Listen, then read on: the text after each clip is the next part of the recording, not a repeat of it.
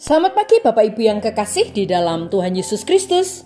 Pagi hari ini saya Eko Wahyu Suryaningsih kembali menyapa dengan kebenaran firman Tuhan yang terdapat dalam Nehemia 4 ayat 10.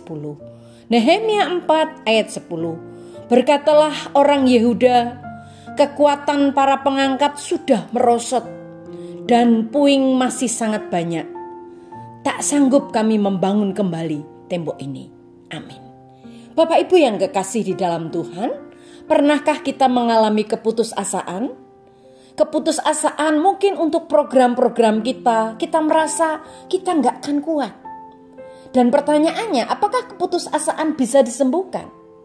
Jawabannya, bisa.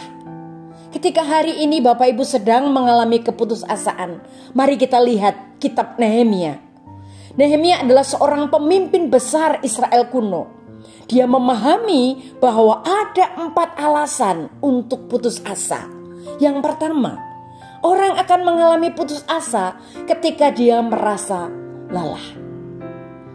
Kita hanya akan merasa lelah seperti para pekerja di dalam Nehemia 4 ayat 10. Lalu orang Yehuda berkata, para pekerja sudah kelelahan dan puing-puing terlalu banyak. Kita tidak dapat melanjutkan pembangunan kembali tembok itu.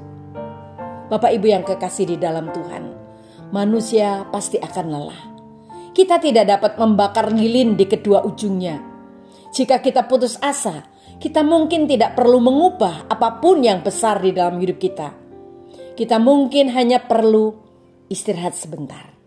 Terkadang hal yang paling rohani yang dapat kita lakukan adalah tidur siang. Yang kedua Bapak Ibu, kita merasa frustasi. Nehemia mengatakan ada puing-puing di mana-mana. Begitu banyak sehingga menghalangi pembangunan kembali tembok itu. Bapak Ibu yang kekasih di dalam Tuhan, apakah kita memiliki puing-puing di dalam kehidupan kita? Pernahkah kita memperhatikan bahwa setiap kali kita mulai melakukan sesuatu yang baru, puing-puing yaitu rasa frustasi, rasa kecewa yang menghalangi kita untuk mencapai tujuan, dan saat ini sudah mulai menumpuk. Jika kita tidak membersihkannya secara berkala, itu akan menghentikan kemajuan kita. Kita tidak dapat menghindarinya, jadi kita perlu belajar mengenalinya dan menyingkirkannya dengan cepat agar kita tidak kehilangan fokus pada tujuan kita. Dan yang ketiga, kita merasa lelah karena gagal, atau kita merasa sudah gagal. Umat Nehemia tidak dapat menyelesaikan tugas mereka secepat yang direncanakan semula. Dan akibatnya kepercayaan diri mereka mulai runtuh. Mereka mungkin berpikir, bodoh sekali kita berpikir kita bisa membangun kembali tembok ini. Kita sudah melewati tanggal waktunya, kita sudah melewati deadline-nya. Tapi tahukah kita apa yang kita lakukan ketika kita tidak mencapai tujuan tepat waktu? Seharusnya kita menetapkan tujuan baru. Kita tidak boleh menyerah. Semua orang pernah gagal. Semua orang pernah melakukan hal-hal yang keliru. Bahkan boleh dikatakan melakukan hal yang bodoh. Tetapi masalahnya bukanlah kita gagal, melainkan bagaimana kita merespon kegagalan kita. Apakah kita menyerah pada rasa mengasihani diri sendiri? Apakah kita mulai menyalahkan orang lain? Apakah kita mulai mengeluh bahwa itu mustahil? Atau apakah kita kembali berfokus kepada kehendak Tuhan dan mulai bergerak kembali? Akhirnya kita menyerah pada rasa takut. Menyerah pada rasa takut yang menyebabkan keputusasaan.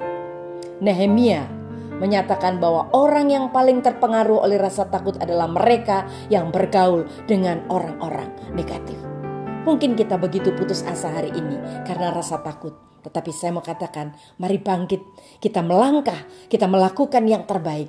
Tuhan akan menolong kita. Serahkan semua kepada Tuhan. Kita tidak harus terus-menerus terjebak dalam rasa putus asa.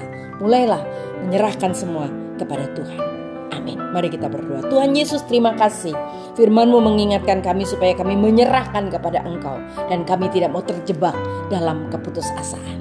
Bangkitkan kami Tuhan, semangat untuk melayani Engkau. Dalam nama Tuhan Yesus, kami boleh melangkah dengan iman. Haleluya.